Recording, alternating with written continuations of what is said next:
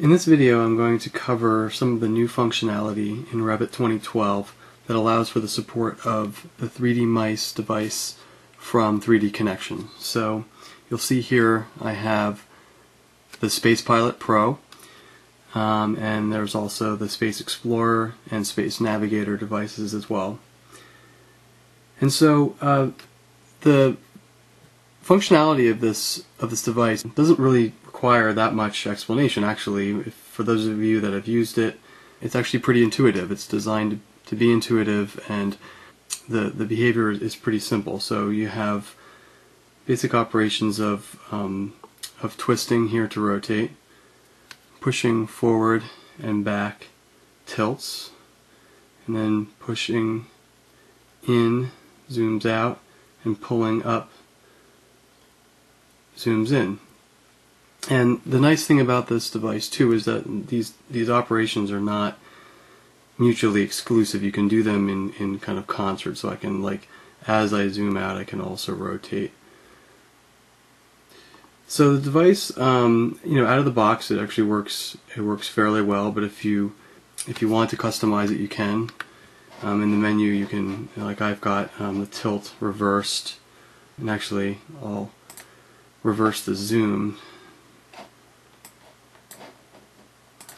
and you'll see now I'm pushing zooms in, pulling zooms out. I actually like that a little bit better. So out of the box it works fairly well, but you can also customize it to a great deal. And I'm actually going to get into a little bit later how you can even customize all the buttons on this device, which actually make it very powerful and flexible. So another thing you can do is switch the mode for which you work. So for in a default 3D view, this orbit default mode, which is right here, which is called object mode, works fairly well. If you go to a perspective view and click on this new icon, you actually get other modes. You can get walk and fly. They're both very similar. Walk obviously is constrained to the ground plane. When I'm in walk, actually I like to switch the zoom direction to be forward back instead of up down. It's a little bit easier to move around. So once you're in walk, you can sort of push forward and turn to turn your head, pull back to look up, push down to look forward, and you can see I can actually do a fairly decent walkthrough of my model.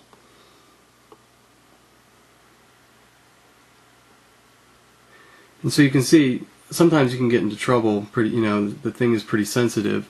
So what you can always do is click either fit. Here I have, which actually fits the view, but also I have home mapped to this button here. So if I click home, I can go to a home view. Okay, so now what I'm going to do is look at how to customize some of these buttons. So I'm going to open the Conceptual Massing Family Editor.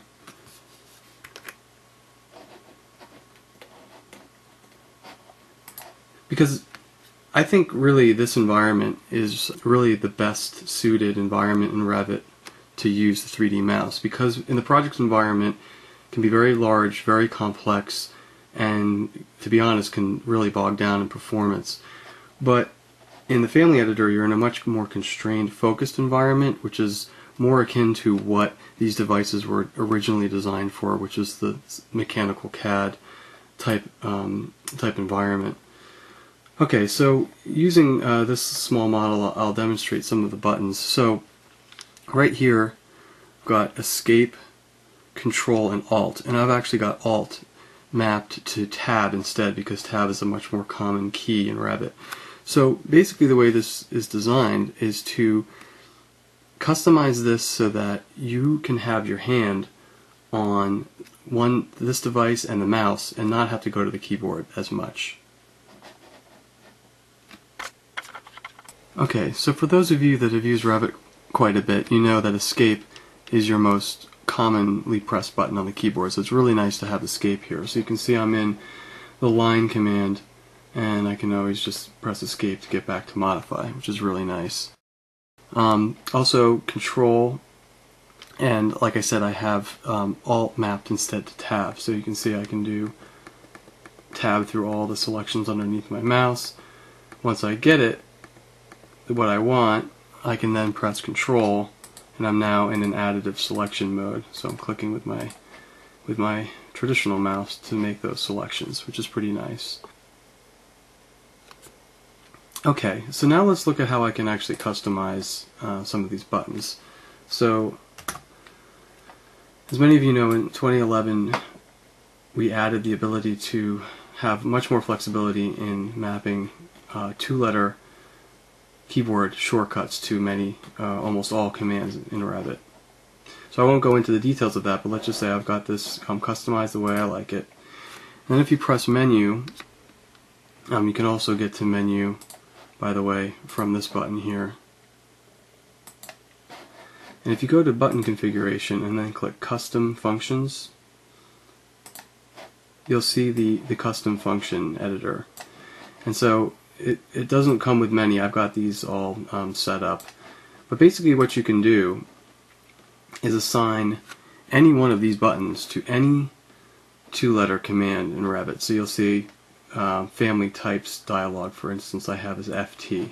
If I edit that, you see all I did was type in, well, actually, okay, backspace registers as backspace. If I clear all and do FT, T.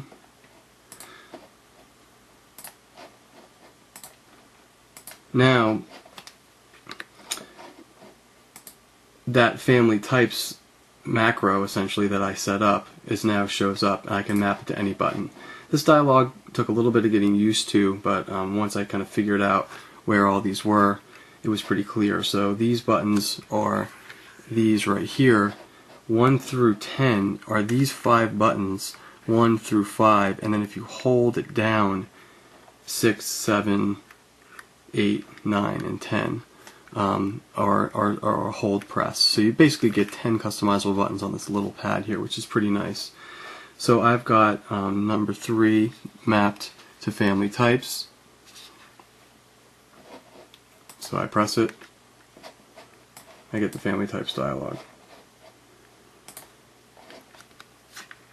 So you can see I've got many of these maps. Now another really nice thing that you can do with these custom functions is something that you can't do currently in Revit, which is you can string together multiple keyboard shortcuts into a macro. So I'll show you an example that I've set up. So for Set Work Plane, I've got it as Show Work Plane, which is VW, wait, and then Set Work Plane. That way, if the work plane is not visible, it'll turn it on before setting it. Okay, I've got number 1 mapped to Set Work Plane. So I press 1.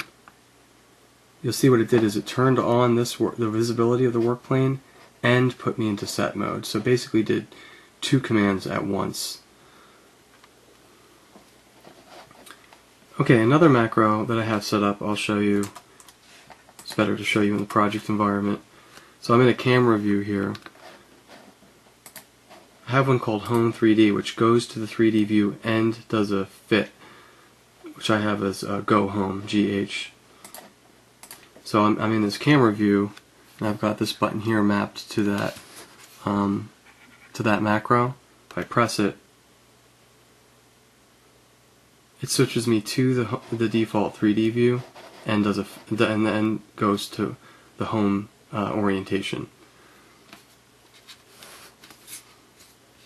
So as you can see, with a little bit of time and setup, you can actually configure this device to map to many, almost 20 plus custom commands in Revit.